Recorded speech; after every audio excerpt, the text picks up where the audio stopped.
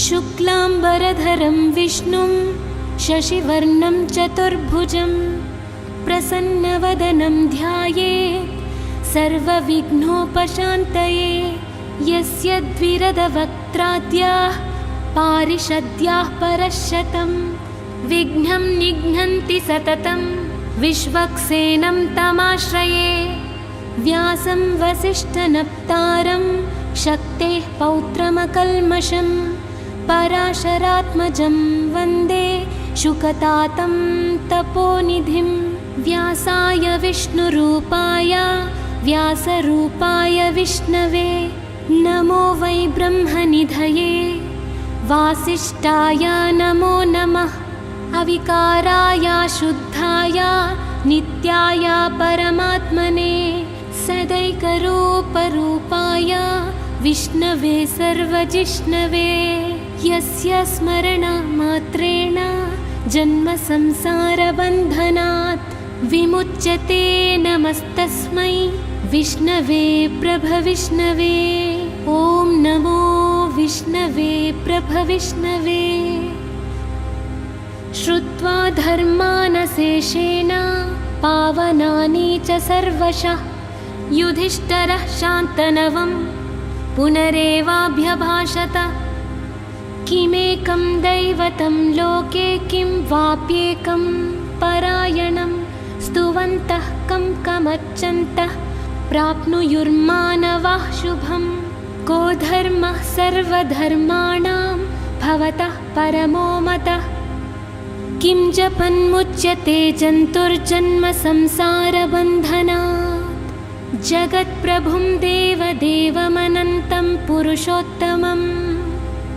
स्तुवन्नाम सहस्रेण पुरुषः सततोऽधितः। तमेव चार्चयन् नित्यं भक्त्या पुरुषमव्ययं ध्यायन् स्तुवन्नमस्यंश्च यजमानस्तमेव च। अनादिनिधिनं विष्णुं सर्वलोकमहेश्वरं लोकाध्यक्षं स्तुवन्नित्यं सर्वदुःखातिगो भवेत्। ब्रह्मण्यं सर्वधर्मज्ञं लोकानां कीर्तिवर्धनं लोकनाथं महाद्भुतं सर्वभूतभवोद्भवं। येष मे सर्वधर्माणां धर्मोऽधिकतमो मतः। यद्भक्त्या पुण्डरीकाक्षं स्तवैरर्चेन्नरः सदा। परमं यो महत्तेजः परमं यो महत्तपः परमं यो महद्ब्रह्म परमं यः परायणं। पवित्राणां पवित्रं यो मङ्गलानां च मङ्गलं दैवतं देवतानां च भूतानां यो व्ययः पिता। यतः सर्वाणि भूतानि भवन्त्यादियुगागमे यस्मिंश्च प्रलयं यान्ति पुनरेवायुगक्षये। तस्य लोकप्रधानस्य जगन्नाथस्य भूपते विष्णोर्नाम सहस्रं मे शृणु पापभयापहम्।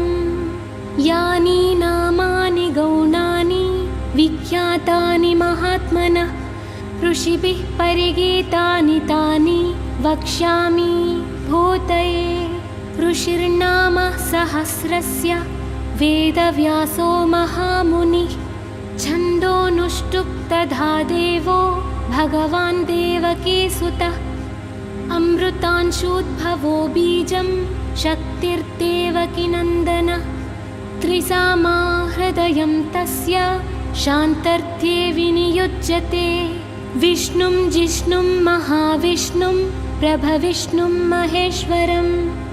अनेकरूपदैत्यान्तं नमामि पुरुषोत्तमम्। अस्य श्रीविष्णोर्दिव्यसहस्रनामस्तोत्रमहामन्त्रस्य श्रीवेदव्यासो भगवान् ऋषि अनुष्टुप् श्रीमहाविष्णुः परमात्मा श्रीमन्नारायणो देवता। अमृतांशूद्भवो भानुरिति बीजं देवकीनन्दनः स्रष्टेति शक्तिः उद्भवः क्षोभणो देव इति परमो मन्त्रः शङ्खभृन्नन्दकी चक्रीति कीलकम् शाज्गधन्वा गदाधर इत्यस्त्रम् रथाङ्गपाणिरक्षोभ्य इति नेत्रम् त्रिसामा सामगः सामेति कवचम् आनन्दं परब्रह्मेति योनिः ऋतुः सुदर्शनः काल इति दिग्बन्धः श्रीविश्वरूप इति ध्यानम् श्रीमहाविष्णुप्रीत्यर्थे श्रीसहस्रनाम जपे विनियोगः क्षीरोधन्वत्प्रदेशे शुचिमणिविलसत्सैकते मौक्तिकानां माला क्लुप्ता सनस्ता स्फटिकमणिनिभैर्मौक्तिकैर्मण्डिताङ्गा शुभ्रैरभ्रैरदभ्रैरुपरि विरचितैर्मुक्तपीयूषवर्षैः आनन्दीना पुनीयादरिनलिना गदाशङ्खपाणिर्मुकुन्दः यदसुरनिलश्चन्द्रसूर्यौतनेत्रे कर्णावाशा शिरोद्यौर्मुखमपि दहनो यस्य वास्तेयमब्धि अन्तःस्थं यस्य विश्वं सुरनरख गगोभोधिगन्धर्वदैत्ये चित्रं रम्यते तं त्रिभुवनपुषं विष्णुमीशं नमामि। ॐ नमो भगवते वासुदेवाय। शान्ताकारं भुजगशयनं पद्मनाभं सुरेशं विश्वाधारं गगनसदृशं मेघवर्णं शुभाङ्गं लक्ष्मीकान्तं कमलनयनं योगिहृद्यानगम्यं वन्दे विष्णुं भवभयहरं सर्वलोकैकनाथं मेघश्यामं पीतकौशेयवासं श्रीवत्साङ्कं कौस्तुभोद्भासिताङ्गं पुण्योपेतं पुण्डरीकायताक्षं विष्णुं वन्दे सर्वलोकैकनाथं नमः समस्तभूतानामादिभूताय भूभृते अनेकरूपरूपाय विष्णवे प्रभविष्णवे सशङ्खचक्रं सकिरीटकुण्डलं सपीतवस्त्रं सरसीरुहेक्षणं सहारवक्षास्थलशोभिकौस्तुभं नमामि विष्णुं शिरसा चतुर्भुजं छायायां पारिजातस्य हेमसिंहासनोपरि आसीनमम्बुदश्यामा मायताक्षमलङ्कृतं चन्द्राननं चतुर्बाहुं श्रीवत्साङ्कितवक्षसं रुक्मिणी सत्यभामाभ्यां सहितं कृष्णमाश्रये विश्वं विष्णुर्वषट्कारो भूतभव्यभवत्प्रभु भूतकृद्भूतभृद्भावो भूतात्मा भूतभावना भूतात्मा परमात्मा च मुक्तानां परमागति अव्यय पुरुषः साक्षी क्षेत्रज्ञोऽक्षर एव च योगो योगविदां नेता प्रधानपुरुषेश्वरः नारसिंहवपुः श्रीमान् केशवः पुरुषोत्तमः सर्वः शर्वः शिवः स्थाणुर्भूता धीर्निधिरव्ययः सम्भवो भावनो भर्ता प्रभव प्रभुरीश्वरः स्वयंभू शम्भुरादित्याः पुष्कराक्षो महास्वनः अनादिनिधनो धाता विधाता धातुरुत्तमः अप्रमेयो हृषीकेशः पद्मनाभोमरप्रभु विश्वकर्मा मनुस्तष्टा स्थविष्टः स्थविरो ध्रुवः अग्राह्यः शाश्वतः कृष्णो लोहिताक्ष प्रतर्दनः प्रभूतस्त्रीककुद्धामा पवित्रं मङ्गलं परम् ईशानः प्राणदः प्राणो ज्येष्ठः श्रेष्ठः प्रजापति हिरण्यगर्भो भूगर्भो माधवो मधुसूदना ईश्वरो विक्रमी धन्वी मेधावी विक्रमः क्रमः अनुत्तमो दुराधर्षः कृतज्ञः कृतिरात्मवान् सुरेशः शरणं शर्मा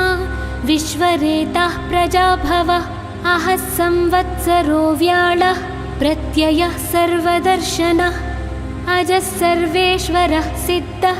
सिद्धिसर्वादिरच्युतः वृषा कपिरमेयात्मा सर्वयोगविनिःसृतः वसुर्वसुमना सत्या समात्मा संमितः समः अमोघपुण्डरीकाक्षो वृषकर्मा वृषाकृतिः रुद्रो बहुशिरा बभ्रुर्विश्वा योनिःशुचिश्रवा अमृतः शाश्वतः स्थाणुर्वरारोहो महातपाः सर्वगः सर्वविद्भानुः विश्वक्सेनो जनार्दनः वेदो वेदविदव्यङ्गो वेदाङ्गो वेदवित्कविः लोकाध्यक्षः सुराध्यक्षो धर्माध्यक्षः कृतः चतुरात्मा चतुर्व्यूहश्चतुर्धंष्ट्रः चतुर्भुजः भ्राजिष्णुर्भोजनं भोक्ता सहिष्णुर्च गदादिजः अनघो विजयो जेता विश्वयोनिः पुनर्वसु उपेन्द्रो वामनः प्रांशु अमोघ शुचिरूर्जितः अतीन्द्रः सङ्ग्रहः सर्गो धृतात्मा नियमो यमः वेद्यो वैद्यः सदा योगी वीरः माधवो मधुः अतीन्द्रियो महामायो महोत्साहो महाबलः महाबुद्धिर्महावीर्यो महाशक्तिर्महाद्युतिः अनिर्देश्य वपुः श्रीमान् अमेयात्मा महाधृतृत् महेश्वासो महीभर्ता श्रीनिवासः सतां गतिः अनिरुद्धासुरानन्दो गोविन्दो गोविन्दाम्पतिः परिचिर्तमनोहंसः सुवर्णो भुजगोत्तमः हिरण्यनाभः सुतपाः पद्मनाभः प्रजापति अमृत्युः सर्वदृक्सिंहाः सन्धाता सन्धिमान् स्थिरः अजो दुर्मर्शनः शास्ता विश्रुतात्मा सुरारिः गुरुर्गुरुतमो धामा सत्यः सत्यपराक्रमः निमिषो निमिषस्रग्वी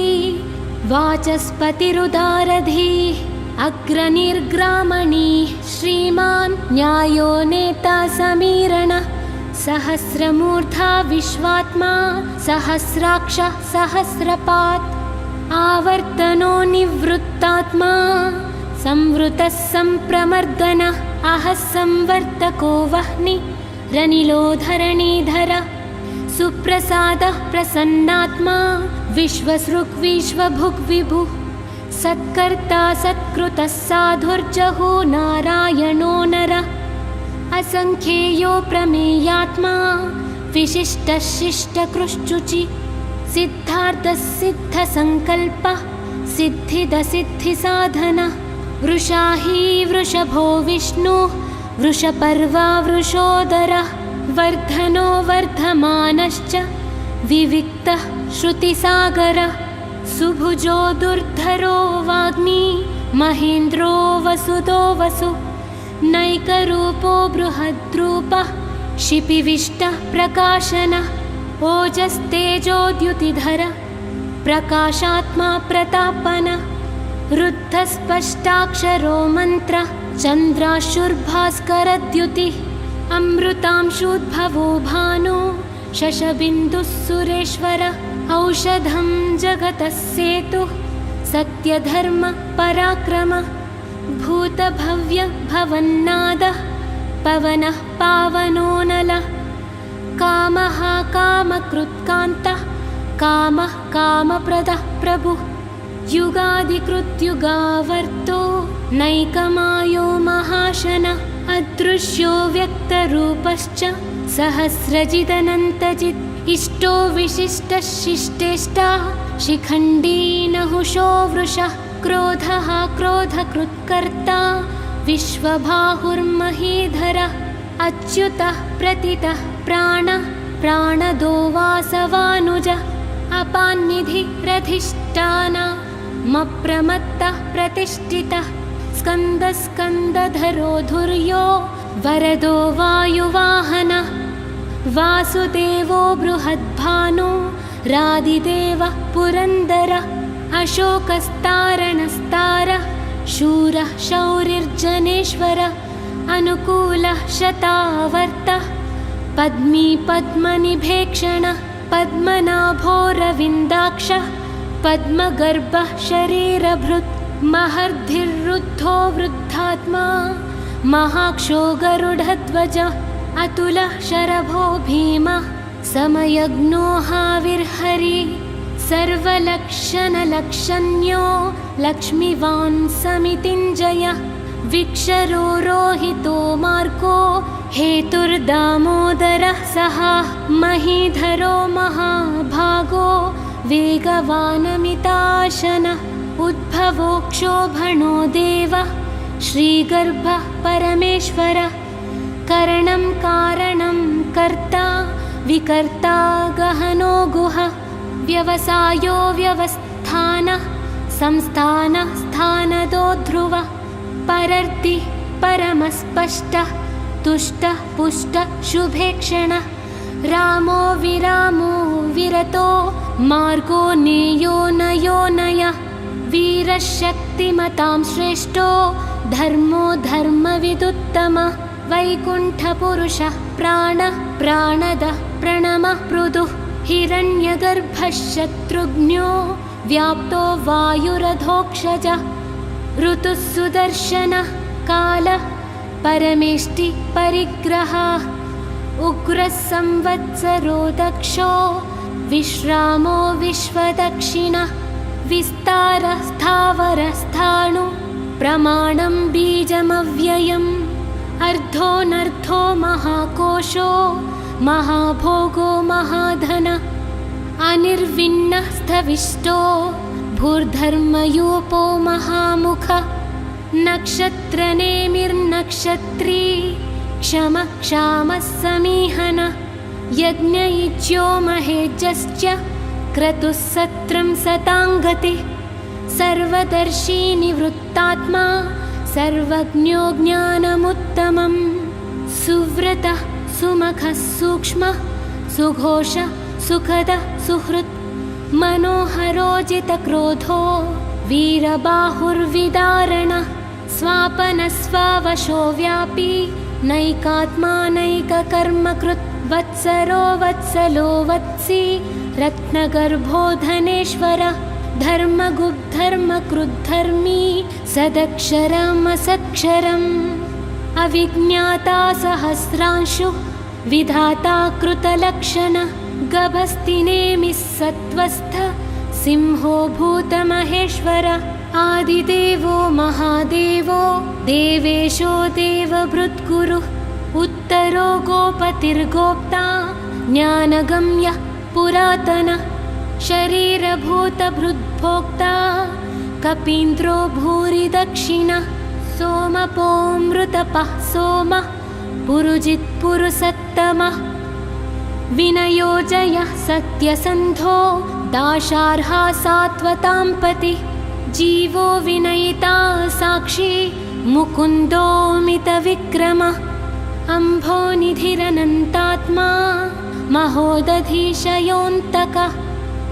अजो महर्हा स्वाभावो जीतामृतः प्रमोदनः आनन्दो नन्दनो नन्दः सत्यधर्मा त्रिविक्रमः महर्षि कपिलाचार्यः कृतज्ञो मेदिनीपतिः त्रिपदस्त्रिदशाध्यक्षो महाशृङ्गः कृतान्तकृत् महावराहो गोविन्दः सुषेणः कनकाङ्गदी गुह्यो गभीरो गहनो गुप्तश्चक्रगदाधरः वेदाः स्वाङ्गोजितः कृष्णो दृढः सङ्कर्षणोच्युतः वरुणो वारुणो वृक्षः पुष्कराक्षो महामनः भगवान् भगः नन्दी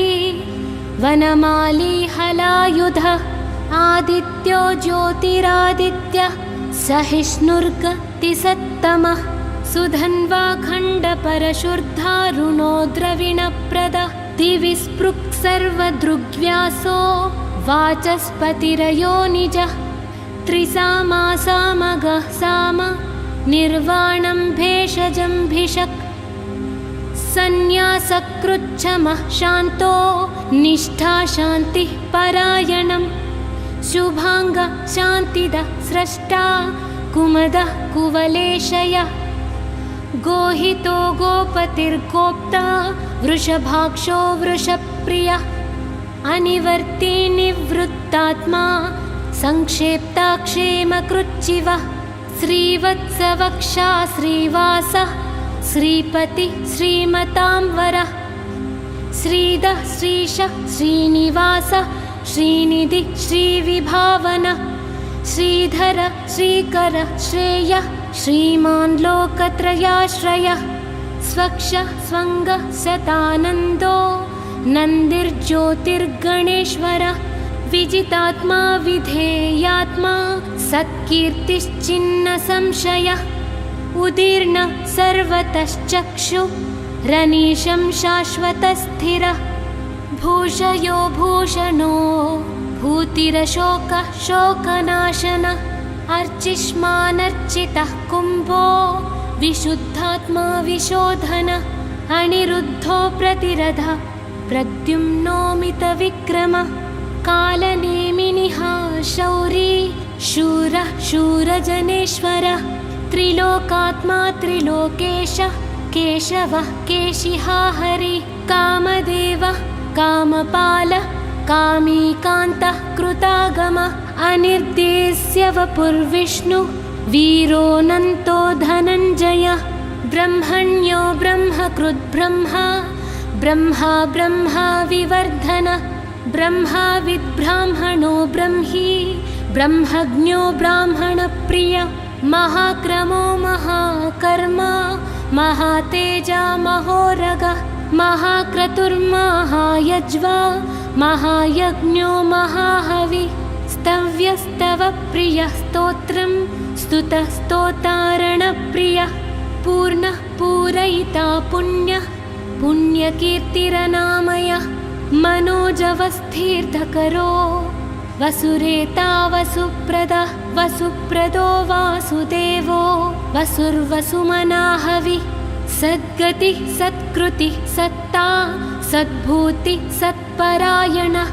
सूरसेनो यदुश्रेष्ठः सन्निवास सुयामुनः भूतावासो वासुदेवः सर्वासु निलयो नलः दर्पः दर्पदो दृप्तो दुर्धरोधापराजितः विश्वमूर्तिर्महामूर्तिः दीप्तिमूर्तिरमूर्तिमान् अनेकमूर्तिरव्यक्तः शतमूर्तिः शताननः एकोनैकः सवः कः किं यत्तत्पदमनुत्तमम् लोकबन्धुर्लोकनाथो माधवो भक्तवत्सलः सुवर्णवर्णो हेमाङ्गो पराङ्गश्चन्दनाङ्गदी वीरः विषमः शून्यो घृताशीरचलश्चलः अमानी मानदो मान्यो लोकस्वामी त्रिलोकधृत् समेधा मेधजो धन्यः सत्यमेधाधराधर तेजो वृषोद्युतिधरः सर्वशस्त्रभृतांवरः प्रग्रहो निग्रहो व्यग्रो नैकशृङ्गो गदाग्रजः चतुर्मूर्तिश्चतुर्बाहुश्चतुर्व्यूहश्चतुर्गतिः चतुरात्मा चतुर्भावश्चतुर्वेदविदेकपात् समावर्तो निवृत्तात्मा दुर्जयो दुरतिक्रमः दुर्लभो दुर्गमो दुर्गो दुरावासो दुरारिहा शुभांगो लोकसारङ्गः सुतन्तुस्तन्तुवर्धनः इन्द्रकर्मा महाकर्मा कृतकर्मा कृतागमः उद्भवः सुन्दरः सुन्दो रत्ननाभः सुलोचनः अर्को वाजसनि शृङ्गी जयन्तः सर्वविजयी सुवर्णबिन्दुरक्षोभ्यः सर्ववागीश्वरेश्वरः महाहृदो महागर्तो महाभूतो महानिधिः कुमुदः कुन्दरः कुन्दः पर्जन्यः पवनोऽनिलः अमृताशोऽमृतवपुः सर्वज्ञः सर्वतोमुखः सुलभः सुव्रतः सिद्धः शत्रुजिच्चत्रुतापनः न्यग्रोधोदुम्बरोऽश्वत्थः चाणूरान्ध्रनिषूदनः सहस्रार्चिः सप्तजिह्वाः सप्तैधाः सप्तवाहनः अमूर्तिरनघोचिन्त्यो भयकृद्भयनाशनः अणुर्बृहत्कृशः स्थूलो गुणभृन्निर्गुणो महान् अधृतः स्वधृतः स्वास्य प्राग्वंशो वंशवर्धनः भारभृत्कथितो योगी योगीशः सर्वकामदः अश्रमः श्रवणः क्षामः सुवर्णो वायुवाहनः धनुर्धरो धनुर्वेदो दण्डो दमयिता दमः अपराजितः सर्वसहो नियन्ता नियमो यमः सत्त्ववान् सात्विकः सत्यः सत्यधर्मपरायणः अभिप्रायः प्रियार्होर्हः प्रियकृत्प्रीतिवर्धनः विहाय सगतिर्ज्योतिः सुरुचिर्हुतभुग्विभुः रविर्विरोचनः सूर्यः सविता रविलोचनः अनन्तहुतभुग्भोक्ता सुखदो नैकदोऽग्रजः अनिर्विण्णः सदामर्षि लोकाधिष्ठानमद्भुतः सनातनतमः कपिलः कपिरव्ययः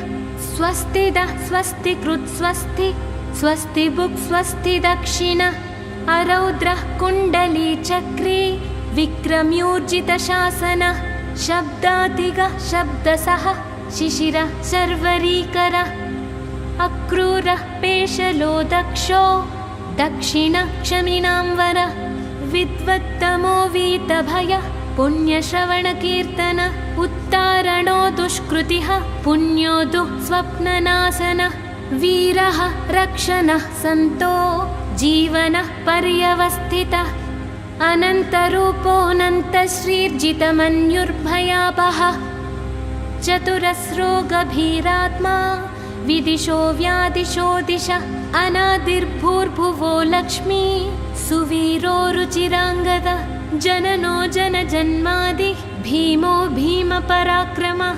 आधारनिलयो धाता पुष्पहासः प्रजागरः ऊर्ध्वगः सप्तधाचारः प्राणदः प्रणवः पणः प्रमाणं प्राणनिलयः प्राणधृत् प्राणजीवनः तत्त्वं तत्त्वविदेकात्मा जन्म मृत्युजरातिगः भूर्भुवः स्वस्तरुस्तारः सविता प्रपितामहः यज्ञो यज्ञपतिर्यज्वा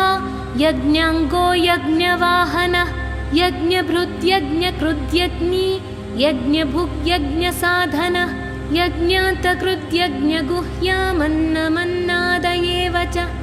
आत्मयोनिः स्वयं जातो वैखानः सामगायनः देवकीनन्दनः स्रष्टा क्षितीशः पापनाशनः शङ्खबृन्नन्दकी चक्री शार्ङ्गधन्वा गदाधरः रथाङ्गपाणिरक्षोभ्यः सर्वप्रहरणायुधः श्री सर्वप्रहरणायुधः ॐ नमः इति वनमाली गदेशाज्ञी शङ्खी चक्री च नन्दकी श्रीमान्नारायणो विष्णुर्वासुदेवोऽभिरक्षतु श्रीवासुदेवोऽभिरक्षतु ॐ नमः इतीदं कीर्तनीयस्य केशवस्य महात्मनः नाम्नां सहस्रं दिव्यानामशेषेण प्रकीर्तितं य इदं शृणुयान्नित्यं यश्चापि परिकीर्तयेत् नाशुभं प्राप्नुयात् किञ्चित् सोमुत्रेह च मानवः वेदान्तगो ब्राह्मणः स्यात् क्षत्रियो विजयी भवेत् वैश्यो धनसमृद्धः स्वाच्छूद्रसुखमवाप्नुयात् धर्मार्थी प्राप्नुयात् धर्ममर्थार्थी चार्धमाप्नुयात् कामानवाप्नुयात् कामी प्रजार्थी चाप्नुयात् प्रजाः भक्तिमान् यः सदोद्धाय शुचिस्तत्गतमानसः सहस्रं वासुदेवस्य नाम्नामेतत् प्रकीर्तयेत् यशः प्राप्नोति विपुलं ज्ञातिप्राधान्यमेव च अचलां श्रियमाप्नोति श्रेयः प्राप्नोत्यनुत्तमम् न भयं क्वचिदाप्नोति वीर्यं तेजश्च विन्दति भवत्यरोगो द्युतिमान् बलरूपगुणान्वितः रोगार्तो मुच्यते रोगात् बद्धो मुच्येत बन्धनात् भयान्मुच्येत भीतस्तु मुच्येतापन्न आपदः दुर्गाण्यतितरत्याशु पुरुषः पुरुषोत्तमम् स्तुवन्नाम सहस्रेण नित्यं भक्तिसमन्वितः वासुदेवाश्रयो मर्त्यो वासुदेवपरायणः सर्वपापविशुद्धात्मा याति ब्रह्म सनातनम्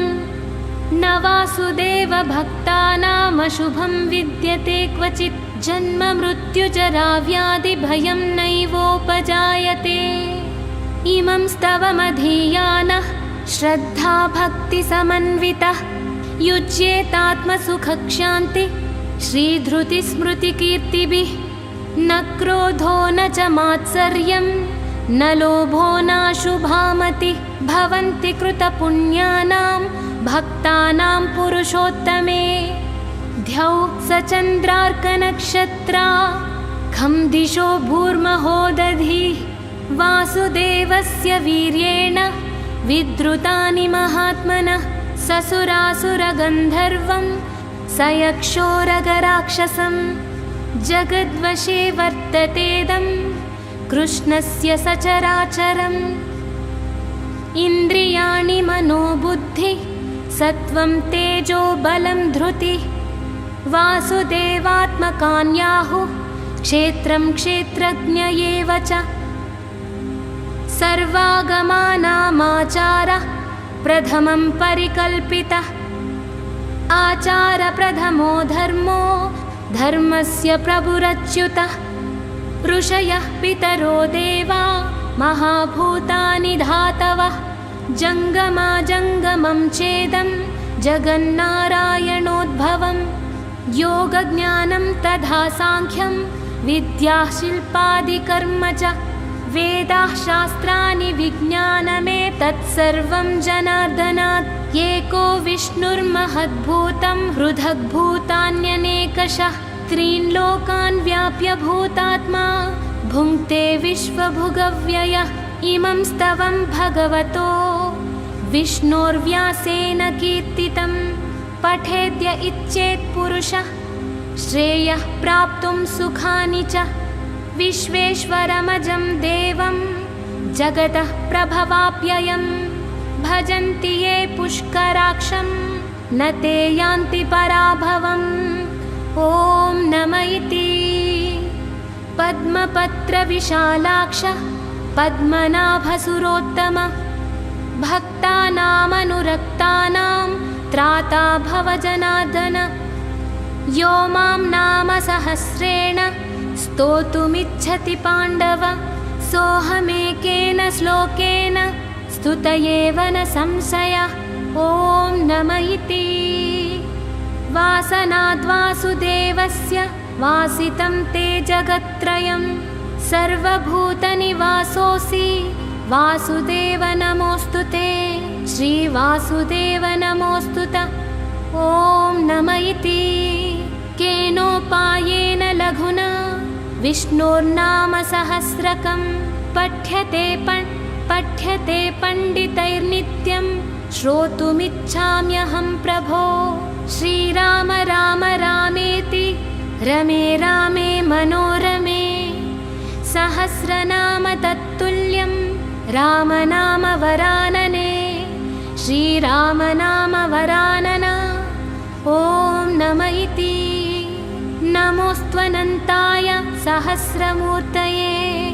सहस्रपादाक्षि शिरोरुबाहवे सहस्रनाम्ने पुरुषाय शाश्वते